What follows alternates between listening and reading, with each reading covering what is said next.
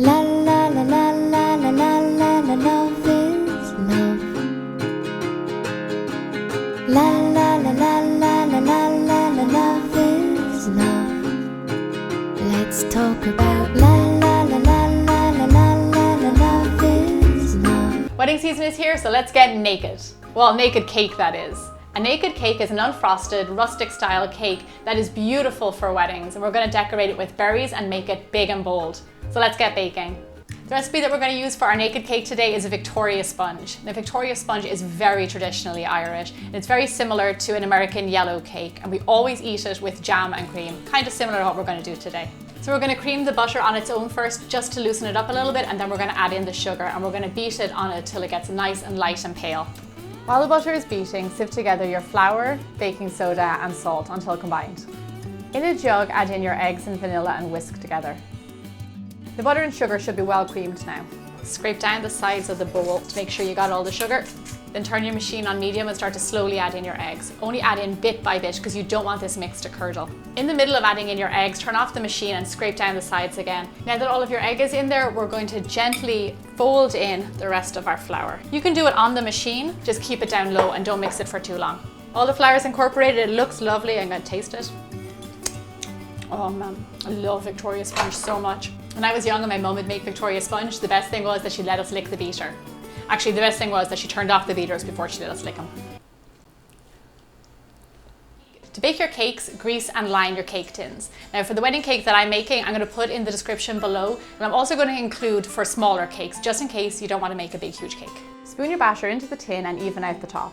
This cake generally cooks pretty evenly, but sometimes there can be a little bump in the middle. So a nice trick that I learned in college was just make a little hole in the middle. Now we're ready for the oven. Bake your Victoria sponge at 350 degrees for around 40 minutes or until a toothpick comes out clean in the middle. Gorgeous. So I have my cakes ready to make a 3-tiered naked cake. I made these cakes yesterday because it makes them much easier to frost if they're stone cold and also a little bit dry from the day before. I'm going to show you how to cut and decorate one cake, and then we're going to start to assemble it all. So for each cake I'm going to cut in 2 layers. Now a good trick is to get down nice and low. I know it's hard, but cut the cake layers as evenly as possible.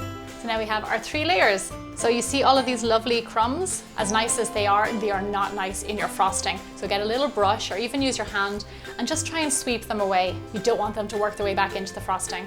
I'm using my master recipe for buttercream frosting, and I'm going to put a link in the description below. The less you move around your frosting, the less crumbs are going to make their way up into it. Like I said, this cake is rustic, so there is no wrong way to frost it. It's going to look beautiful regardless. I'm also going to layer on some jam, because traditionally in Ireland you would have it with cream and jam. And then just spread the jam around. Gently place the second layer on top and repeat like before with the frosting. And then another layer of jam. I'm using good quality raspberry jam, but you can use whatever jam you like. And then top it off with the last layer.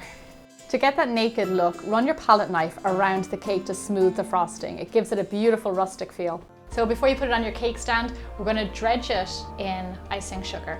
And try and get the sides as best you can. Use a spatula to lift your cake onto your cake stand or serving platter. I'm going to continue with the other 2 layers, and soon enough we're going to be assembling it all. You know, all of these smears and smudges, like this is such a rustic cake, it's part of its charm. And then again, dredge this in icing sugar and gently place the cake tiers on top of each other. At this point I'm going to start to add berries, some greenery, and the whole cake is going to come to life. Use as much or as little as you like, and remember, less is more. You can even coordinate your cake to match the colours of your wedding. It is the perfect cake for a rustic backyard wedding. I created a scene using tips from other King community channels. I found great hair and makeup ideas and ways to make a beautiful rustic table setting. This all adds up to a simple, elegant wedding you can create yourself. I really hope you're inspired by this week's video, and remember, if you want to make a cake for a special event, do it yourself and make it naked. I'll see you back here again next Thursday for more bigger, bolder baking.